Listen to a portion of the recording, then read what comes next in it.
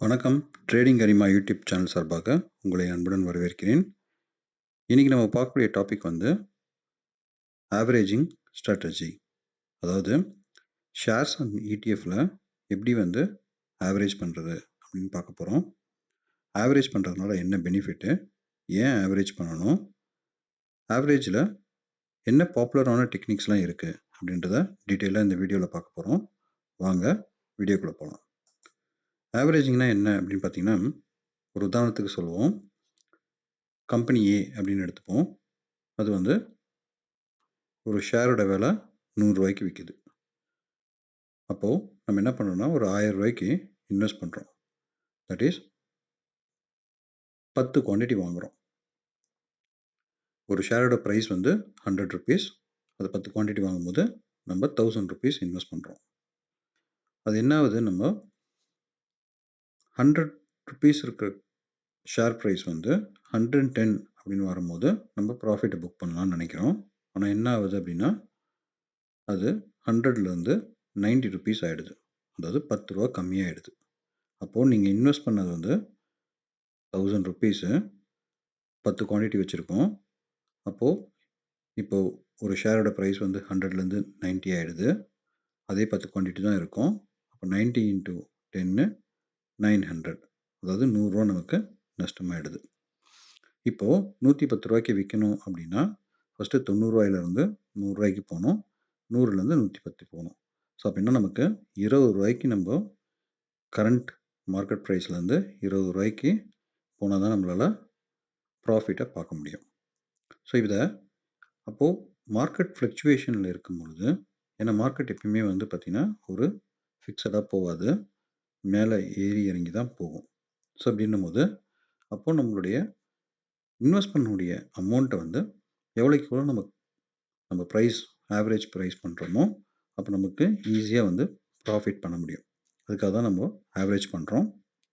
இப்போது ₹90 இருக்கும்போது என்ன பண்ணுறோம் அப்படின்னா, ஒரு 20 குவான்டிட்டி வாங்குகிறோம். அதாவது ஏற்கனவே ஒரு ₹1000 இன்வெஸ்ட் பண்ணியிருக்கோம். இப்போ அகைன் 1800 இன்வெஸ்ட் பண்ணோம் அப்படின்னா நமக்கு ₹90க்கு 20 குவான்டிட்டி கிடைக்கும். ஸோ டோட்டலாக நம்மளுடைய இன்வெஸ்ட்மெண்ட் வந்து 1000 ஏற்கனவே பண்ணியிருக்கோம். ப்ளஸ் 1800 பண்ணும்போது 2800 நம்ம இன்வெஸ்ட் பண்ணியிருப்போம். அதுக்கு ஈக்குவலண்ட்டாக நமக்கு 30 குவான்டிட்டி கிடைக்கும்.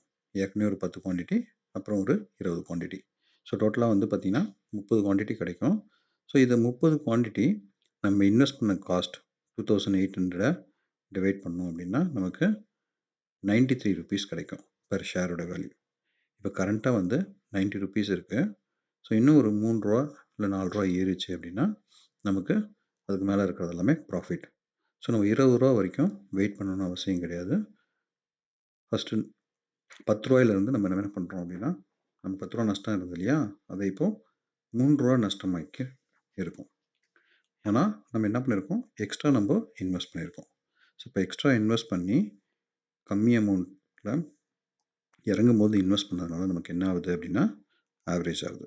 ஸோ இதனால் நம்மளால் ஈஸியாக வந்து ப்ராஃபிட்டை வந்து ரொம்ப லாங் டேர்மில் இருக்கணும்னு அவசியம் கிடையாது, நம்ம புக் பண்ணலாம். ஃபஸ்ட்டு ஆவரேஜ் பண்ணுறதுக்கு முன்னாடி பேசிக்கான சில விஷயங்கள்லாம் பார்க்கணும். நம்ம எல்லா ஷேர்ஸையுமே நம்ம வந்து வாங்கிட்டு ஆவரேஜ் பண்ணக்கூடாது. ஸோ ஃபஸ்ட்டு ஒரு வேளை நம்ம இங்கே வந்து ஸ்டாப் லாஸ் போட்டிருந்தோம் அப்படின்னா, ஃபார் எக்ஸாம்பிளுக்கு ஒரு ₹5 ஸ்டாப் லாஸ் போட்டிருந்தோம் அப்படின்னா, ₹100 நமக்கு ₹5, ₹95 அப்படின்னும் போதே நமக்கு நஷ்டமாக இருக்கும். ஸோ டோட்டலாக வந்து பார்த்திங்கன்னா 10 குவான்டிட்டிக்கு ₹50 தான் நஷ்டமாக இருக்கும். இதே இப்போது நீங்கள் ₹93 அப்படின்னும் போது எக்ஸ்ட்ரா நம்ம 1800 இன்வெஸ்ட் பண்ணியிருக்கோம். இன்னும் இறங்குச்சு அப்படின்னா நமக்கு இன்னும் நம்ம ஆவரேஜ் பண்ண வேண்டிய சுச்சுவேஷனில் வருவோம். ஏன்னா நஷ்டம் கொஞ்சம் பெருசாக இருக்கும். ஸோ அதனால் ஆவரேஜ் பண்ணும்போது ஃபண்டமெண்டலி ஸ்ட்ராங்காக இருக்கக்கூடிய ஸ்டாக்ஸை வாங்கணும். அதே சமயத்தில் ஃபியூச்சருக்கும் அது க்ரோத்தில் இருக்கக்கூடிய ஸ்டாக்காக பார்த்து இன்வெஸ்ட் பண்ணணும். இந்த வீடியோ பொறுத்த வரைக்கும் ஒரு எஜுகேஷன் பர்பஸ்க்காக தான். ஸோ நாங்கள் ட்ரேடிங்கோ இன்வெஸ்ட்மெண்ட்டோ டிப்ஸ் எதுவும் கொடுக்கறதில்ல. ஸோ நீங்கள் ட்ரேடிங்கோ இன்வெஸ்ட்மெண்ட்டோ பண்ணணுன்னா ஒரு செபி ரிஜிஸ்டர்ட் அட்வைசர் கிட்ட கன்சல்ட் பண்ணிவிட்டு அதன் பிறகு நீங்கள் பண்ணுங்கள். இந்த வீடியோ பொறுத்த வரைக்கும் முழுக்க முழுக்க ஒரு எஜுகேஷன் பர்பஸ்க்காக தான். சரி. இப்போ ஆவரேஜிங்கை பத்தி ஓரளவுக்கு நமக்கு ஐடியா கிடைச்சிருச்சு. இப்போ அடுத்தது ஒரு எக்ஸாம்பிளோட பார்க்கலாம். இப்போ ஃபார் எக்ஸாம்பிள் எஸ் பேங்க்ல வந்து நிறைய பேருக்கு தெரிஞ்சிருக்கும். ஒருவேளை ஆவரேஜ் பண்ணியிருந்தோம் அப்படின்னா என்னவா இருக்கும் அப்படின்னு பார்க்கலாம். ஸோ எக்ஸ் பேங்க்குடைய சார்ட் எடுத்து பார்க்கலாம். பார்த்துட்டு அதன் பிறகு நம்ம வந்து இந்த ஆவரேஜிங் பண்ணியிருந்தா என்ன மாதிரியான விளைவுகள் வந்திருக்கும் அப்படின்றத டீட்டெயில்டாக பார்க்கலாம். எஸ் பேங்க்குடைய மந்த்லி சார்ட் எடுத்து வச்சுருக்கேன். நீங்கள் ஆல் டைம் ஹை அப்படின்னு பார்க்கும் பொழுது $404 வரைக்கும் எஸ் பேங்க் போயிருக்கு. ஸோ ஒரு ஆவரேஜாக ஒரு $300 நம்ம எடுக்கிறோம் அப்படின்னு வச்சுக்கோங்க. ஒருவேளை நீங்கள் வந்து அதை ஆவரேஜ் பண்ணிகிட்டே வந்தீங்க அப்படின்னா எவ்வளோ நஷ்டம் வந்திருக்கிறதுக்கான வாய்ப்பு இருக்குது அப்படின்னு பார்த்தீங்கன்னா உங்களுக்கு தெரியும். ஸோ மேலே இருந்து கீழே இறங்கிட்டே வந்திருக்கு. கடைசியாக ட்ரேட் ஆகிற ப்ரைஸ் வந்து $18. ஸோ $400 $18 வரைக்கும் உங்களுக்கு டவுன்ஃபால் இருந்திருக்கு. ஒருவேளை நீங்கள் வந்து இது தெரியாமல் நம்ம ஃபண்டமெண்டல் சரியாக நம்ம பார்க்கல, அனலைஸ் பண்ணலை அப்படின்னா இந்த மாதிரி பெரும் நஷ்டம் வருவதற்கான வாய்ப்பு இருக்குது. ஸோ அதை நம்ம எப்படின்னு பார்க்கலாம். இப்போ ஃபார் எக்ஸாம்பிளுக்கு $310 இருக்கும்போது நான் என்ன பண்ணுறோம் அப்படின்னா ஒரு 100 ஷேர்ஸ் வாங்கி 31,000 இன்வெஸ்ட் பண்ணுறோம். ஸோ அதில் ஒரு 5% ஸ்டாப் லாஸ் போட்டிருந்தோம் அப்படின்னா நமக்கு 1550 லாஸ் ஆகிருக்கும். At least 29,450 exit ஆகிருக்கலாம்.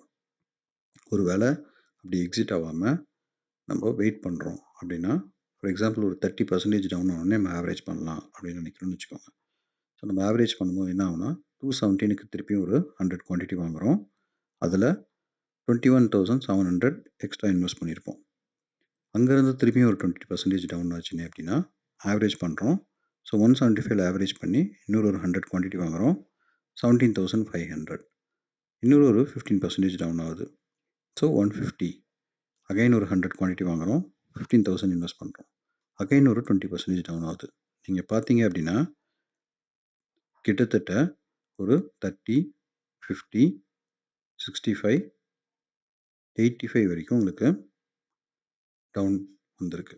ஸோ இந்த மாதிரி நீங்கள் வந்து இவ்வளோலாம் டவுன் இருக்கும்போது நீங்கள் ஆவரேஜிங் பண்ணக்கூடாதுன்றதுக்கு ஒரு பெஸ்ட் எக்ஸாம்பிள். ஸோ டோட்டலாக வந்து பார்த்தீங்கன்னா உங்கள் கையில் ஒரு 500 குவான்டிட்டி இருக்கும்.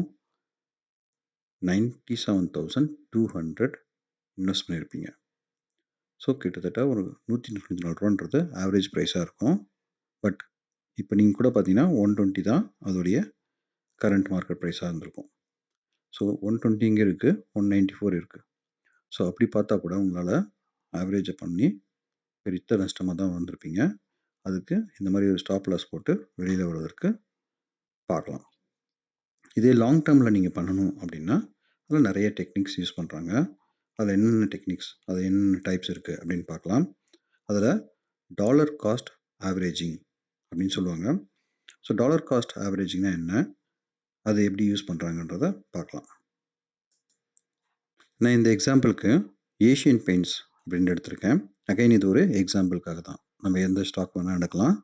ஸோ இப்போ ஏஷியன் பெயிண்ட்ஸ் அகைன் நான் மந்த்லி சார்ட் எடுத்து வச்சுருக்கேன். ஸோ இந்த மந்த்லி சார்ட்டில் வந்து பார்த்தீங்க அப்படின்னா லாஸ்ட் 1 இயருக்கு நம்ம என்ன பண்ணலாம்னா ஃபிக்ஸடாக வந்து ஒரு 2 குவான்டிட்டி ஆஃப் ஸ்டாக்ஸை எவ்ரி மந்த் வாங்கலாம். ஃபார் எக்ஸாம்பிள் ஃப்ரம் ஏப்ரல்லேருந்து வாங்குறோம்னு வச்சுக்கோங்க. ஸோ இதுதான் ஏப்ரல் 1 எவ்ரி 1 நம்ம என்ன பண்ணுறோம்னா 2 குவான்டிட்டி வாங்குகிறோம். இங்கே பார்த்தீங்கன்னா ஓப்பன் ப்ரைஸ் இங்கே இருக்கும். ஸோ இப்போ ஓப்பன் ப்ரைஸை பார்க்கணும் அப்படின்னா 2860 இருக்குது. மே மாதம் 2875, ஜூன் மாதம் 2950 அப்படின்னு இருக்கு. ஸோ நான் என்ன பண்ணுறேன்னா ஒரு எக்ஸல் ஷீட்டில் லாஸ்ட் 12 மந்த்ஸுக்கான எவ்ரி மந்த் ஃபஸ்ட் ஓப்பன் வந்து நான் என்ன பண்ணுறேன்னா நோட் பண்ணி வச்சுருக்கேன் ஏஷியன் பெயிண்ட்ஸை April to March. So open வந்து பார்த்தீங்கன்னா 2860, 2875, 2950 அப்படின்னு உங்களுக்கு மார்க்கெட் ஃப்ளக்சுவேஷனுக்கு தகுந்த மாதிரி எப்போல்லாம் ஓப்பன் ஆகுதோ ஃபஸ்ட் அன்னைக்கு 1 அன்னைக்கு எவ்ரி மந்த்து நான் என்ன பண்ணுறேன்னா ஒரு 10 குவான்டிட்டி வாங்குகிறேன். ஸோ 10 குவான்டிட்டி வாங்குகிறேன். கண்டினியூஸாக 1 இயர் ஃபுல்லாக வாங்குகிறேன். அப்படி வாங்கும்போது நான் வந்து கிட்டத்தட்ட ஒரு 3,33,350 நான் இன்வெஸ்ட் பண்ணியிருப்பேன். என்கிட்ட ஒரு 120 குவான்டிட்டி ஆஃப் ஷேர்ஸு இருக்கும். அதோடைய ஆவரேஜ் காஸ்ட் அப்படின்னு பார்க்கும்பொழுது 2777. பட் மார்ச் மாதத்துடைய ஓப்பனிங் வந்து பார்த்தீங்கன்னா 2179. அப்போவும் நமக்கு நஷ்டத்தில் தான் இருக்கும். ஸோ இதை வந்து என்ன சொல்கிறோன்னா, ரெகுலராக உங்களுக்கு ஒரே குவான்டிட்டியில் ஒரே அமௌண்ட்டில் நம்ம இன்வெஸ்ட் பண்ணிட்டு வந்தோம் அப்படின்னா அதை டேவ் டாலர் காஸ்ட் ஆவரேஜிங் சொல்லுவாங்க. ஸோ இதை தான் என்ன சொல்லுவோம் அப்படின்னா, மியூச்சுவல் ஃபண்ட் டேர்ம்ஸில் சிஸ்டமேட்டிக் இன்வெஸ்ட்மெண்ட் பிளான் அப்படின்னு சொல்லுவோம். ஸோ இதில் நம்ம பண்ணும்போது என்ன ஆகும்னா, லாங் டேர்மில் ரன் ஆகும்போது உங்களுக்கு இப்போ நீங்கள் இந்த ஏஷியன் பெயிண்ட்ஸ் வந்து பார்த்தீங்க அப்படின்னா டவுன்ஃபால் ஆகிட்டே வந்தது, வந்து இப்போது ரிவர்ஸ் ஆகி மேலே போகுது. அப்படி போகும்பொழுது 2800 அது மேலே போகும்போது உங்களுக்கு கண்டிப்பாக நல்ல ப்ராஃபிட் கிடைக்கிறதுக்கான வாய்ப்பு இருக்குது. காரணம், நீங்கள் உங்ககிட்ட குவான்டிட்டி அதிகமாக இருக்கும். ஸோ அப்படின்னும்போது உங்களுக்கு ஈஸியாக வந்து நல்ல பர்சன்டேஜ் ஆஃப் ப்ராஃபிட்டோட நீங்கள் வெளியில் வருவதற்கான வாய்ப்பு இருக்குது. ஸோ இது வந்து டாலர் காஸ்ட் ஆவரேஜிங்கோட எக்ஸாம்பிள். இதே வந்து வேல்யூ இன்வெஸ்டிங் அப்படின்னு சொல்லுவாங்க, வேல்யூ ஆவரேஜிங். இந்த வேல்யூ ஆவரேஜிங்னா என்ன அப்படின்னு பார்த்தீங்கன்னா, இப்போ 10 குவான்டிட்டி நம்ம வாங்குறதுக்கு பதிலாக நம்ம ஒரு டார்கெட் ஃபிக்ஸ் பண்ணுவோம் ஒவ்வொரு மந்த்ஸும். ஃபார் எக்ஸாம்பிள், மே மந்த் வந்து பார்த்தீங்கன்னா ஒரு 30,000 நமக்கு வந்து டார்கெட் ரீச் பண்ணணும். ஜூன் மந்த்து ஒரு 50,000 ரீச் பண்ணணும். ஒரு 60,000 ரீச் பண்ணணும். ஆகஸ்ட் மாதம் ஒரு ₹1,00,000 இன்வெஸ்ட் ரீச் பண்ணணும் அப்படின்னு நினச்சிக்கிறோன்னு வச்சுக்கோங்க. ஸோ ஒவ்வொரு மந்த்தும் ப்ராஃபிட்டோட சேர்த்து உங்களுக்கு எவ்வளோ வந்து, ஃபார் எக்ஸாம்பிள் இப்போ நம்ம வந்து இது 60,000 நமக்கு ரீச் பண்ணணும்னு நினைக்கிறோன்னு வச்சுக்கோங்க. இப்போ நீங்கள் இதில் வந்து பார்த்தீங்கன்னா 57,350 வந்திருக்கு. ஸோ மீதி ஒரு ₹3,000 உங்களுக்கு கம்மியாக இருக்குது. ஸோ அப்படின்னும் போது நம்ம என்ன பண்ணணும்னா, எக்ஸ்ட்ரா வந்து இன்வெஸ்ட் பண்ணணும். அவ்வளோ குவான்டிட்டி வச்சு நம்ம அந்த டார்கெட்டை வந்து ஃபிக்ஸ் பண்ணுவோம். ஸோ டார்கெட், அதாவது போர்ட்ஃபோலியோடைய டார்கெட்டுக்கு ஒரு வேல்யூ செட் பண்ணிவிட்டு அந்த வேல்யூவுக்கு எவ்வளோ டிஃப்ரென்ஸ் இருக்கோ அந்த டிஃப்ரென்ஸுக்கான அவ்வளோ அமௌண்ட் நம்ம இன்வெஸ்ட் பண்ணி பண்ணுறது பேர் வேல்யூ ஆவரேஜிங். சரி, அடுத்தது வந்து பார்த்தீங்க அப்படின்னா பிரமிட் ஆவரேஜிங் அப்படின்னு சொல்லுவாங்க, ஆர் பிரமிடிங் அப்படின்னு சொல்லுவாங்க. ஸோ பிரமிடிங்னா என்ன அப்படின்னு பார்த்தீங்கன்னா, நம்ம பிரமிடில் இருக்க மாதிரி உங்களுக்கு மேலே ஏற ஏற உங்களுக்கு நீங்கள் என்ன பண்ணலாம் அப்படின்னா, உங்களுடைய பர்சன்டேஜ் ஆஃப் இன்ட்ரெஸ்ட்டை, அதாவது இன்வெஸ்ட்மெண்ட்டை வந்து கம்மி பண்ணிகிட்டே போகலாம். ஸோ உங்களுக்கு வந்து ஓரளவுக்கு ப்ராஃபிட் கிடைக்கும். அதே மாதிரி கீழே இறங்க இறங்க உங்களுக்கு பர்சன்டேஜை வந்து இன்க்ரீஸ் பண்ணிக்க போகலாம். ஃபார் எக்ஸாம்பிள், நீங்கள் ஃபஸ்ட்டு என்ன பண்ணுறீங்கன்னா, உங்ககிட்ட ஒரு ₹1,00,000 இருக்குது அப்படின்னா அதில் ₹40,000, தட் இஸ் 40% என்ன பண்ணலாம், ஃபஸ்ட் டைம் இன்வெஸ்ட் பண்ணலாம். அப்புறம் அதுலேருந்து கொஞ்சம் ஏறினோடனே ஒரு 30% இன்வெஸ்ட் பண்ணலாம். அதுலேருந்து இன்னும் கொஞ்சம் ஏறினோடனே ஒரு 20% இன்வெஸ்ட் பண்ணலாம். அதுலேருந்து இன்னும் ஏறும்போது 10% இன்வெஸ்ட் பண்ணலாம். ஸோ இப்படி இன்வெஸ்ட் பண்ணும்போது என்ன ஆகும்னா, உங்களுக்கு டிஃப்ரெண்ட் வேல்யூஸ் கிடைக்கும். அப்போது ஆவரேஜாக உங்களுக்கு வந்து பார்த்திங்கன்னா நல்ல ப்ராஃபிட் கிடைக்கும். ஸோ இதுக்கு இன்னொரு எக்ஸாம்பிள் நம்ம ஏஷியன் பெயிண்ட்ஸை எடுத்துப்போம். ஒரு 4 மாதத்துக்கான ஏஷியன் பெயிண்ட்ஸ் எடுத்து பார்ப்போம். நீங்கள் டாலர் காஸ்ட் ஆவரேஜிங்கில் பண்ணியிருந்தீங்க அப்படின்னா டோட்டலாக வந்து 40 குவான்டிட்டி வரும் 4 மாதத்துக்கு. ஸோ டோட்டலாக நீங்கள் வந்து ₹1,15,740 இன்வெஸ்ட் பண்ணியிருப்பீங்க. ஸோ எவ்ரி மந்த் நீங்கள் ஃபஸ்ட்டு டே நீங்கள் இன்வெஸ்ட் பண்ணுறீங்க 10 குவான்டிட்டி, இதை ஃபிக்ஸடாக வச்சுட்டு. இதே நீங்கள் பிரமிடிங்கில் பண்ணும்போது என்ன ஆகுறீங்கன்னா, ஃபஸ்ட்டு என்ன பண்ணுறீங்க, ஒரு 20 குவான்டிட்டி வாங்குறீங்க, அப்புறம் ஒரு 10 குவான்டிட்டி வாங்குறீங்க, அப்புறம் ஒரு 5 குவான்டிட்டி வாங்குறீங்க, அப்புறம் ஒரு 5 குவான்டிட்டி வாங்குறீங்க அப்படின்னா, ஸோ பிரமிடிங்கில் ஒரு 40 குவான்டிட்டி, அதே 40 குவான்டிட்டி வாங்கியிருப்பீங்க.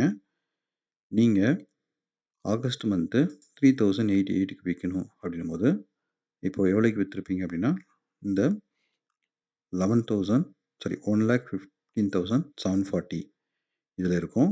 வேறஸ் இங்கே வந்து 1,15,145க்கு தான் நீங்கள் ஆவரேஜ் பண்ணியிருப்பீங்க. ஸோ அப்படின்னும்போது உங்களுக்கு லாபம் வந்து இதில் 8,375 அப்படின்றது பிரமிடிங்கில் நடக்கும். இது டாலர் காஸ்ட் ஆவரேஜிங்கில் கொஞ்சம் டிஃப்ரென்ஸ் இருக்கும்.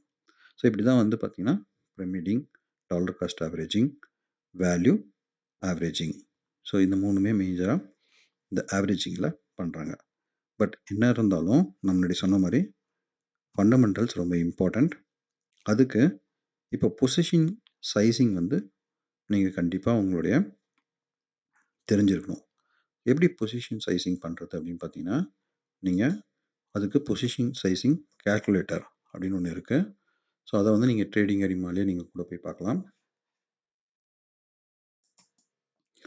இதுல tradingarima.com போயிட்டு ஸ்விங் கால்குலேட்டர்னு அடிச்சீங்கன்னா உங்களுக்கு வரும். ஸோ இதில நீங்க வந்து ஃபார் எக்ஸாம்பிள் உங்ககிட்ட ஒரு 50,000 கேபிட்டல் இருக்கு அப்படின்னு வச்சுப்போம். இப்போ ஃபார் எக்ஸாம்பிள் நிஃப்டி 50 உடைய நிஃப்டி பீஸ் வாங்குறீங்க அப்படின்னு வச்சுப்போம். ஸோ நிஃப்டி பீஸோடைய ப்ரைஸ் வந்து 266.37. நான் என்ன பண்ணுறேன் அப்படின்னா இந்த வேல்யூ வந்து 266ன்னு வச்சுருக்கேன். ஸ்டாப் லாஸ் வந்து ஒரு 250 அப்படின்னு வச்சுறேன். நான் வந்து என்னுடைய கேபிட்டலுக்கு 2% வந்து ரிஸ்க் எடுக்கிறதுக்கு தயாராக இருக்கேன். அப்படின்னா நான் எவ்வளோ குவான்டிட்டி வாங்கணும் அப்படின்னு பார்த்தீங்கன்னா 62 குவான்டிட்டிக்கு வாங்கணும். என்னோட டோட்டல் இன்வெஸ்ட்மெண்ட் வந்து 16,492, அதாவது க்ளோஸ் டு 16,500. ஸோ நான் 50,000 ரூபாய்க்கு 16,500 நான் வந்து இன்வெஸ்ட் பண்ணலாம். என்கிட்ட ஒரு 62 குவான்டிட்டி கிடைக்கும். ஸோ இப்படி தான் நம்ம என்ன பண்ணுறோம் அப்படின்னா நம்மளுடைய ரிஸ்க்கை வந்து அப்பிடைட் பண்ணி உங்களுக்கு எப்படி வந்து பொசிஷன் சைஸ் பண்ணுறது அப்படின்றத நம்மளால கால்குலேட் பண்ணி அதுக்கு தகுந்த மாதிரி நம்ம ரிஸ்க் எடுக்கலாம். ஸோ இப்படி ரிஸ்க் எடுக்கும்போது உங்களுக்கு லாஸும் கம்மியாக இருக்கிறதுக்கான வாய்ப்பு இருக்குது. அதே மாதிரி உங்களுக்கு இதில் ஏதாவது டவுட் இருந்தது அப்படின்னா கமெண்ட்ஸ் பண்ணுங்கள். நான் எக்ஸ்பிளைன் பண்ண ட்ரை பண்ணுறேன். ஹோப்ஃபுல்லி இந்த வீடியோ உங்களுக்கு பிடிச்சிருக்கும்னு நம்புகிறேன். இந்த வீடியோ பிடிச்சிருந்தா லைக் பண்ணுங்கள், ஷேர் பண்ணுங்கள். சப்ஸ்கிரைப் பண்ணாலும் சப்ஸ்கிரைப் பண்ணிக்கோங்க. நன்றி, வணக்கம்.